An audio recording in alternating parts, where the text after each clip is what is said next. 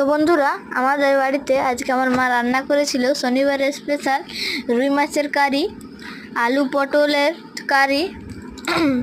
এখানে ছিল লেবু, নুন, এখানে ছিল কাঁচা আমের চাটনি। এটা আমাদের এখনও কাঁচা আম বিক্রি হতে আসে এখানে, তার জন্য হচ্ছে কাঁচা আমের চাটনি বানিয়েছিলাম। এখানে আছে রুই মাছের কারি, ওখানে আছে পটল, আলু পটলের কারি, এখানে আছে লেবু, নুন, আর এদিকে আছে ভাত, আর এদিকে আছে ভাতটা, আর উপরে দুটো লঙ্কা। এই দেখুন,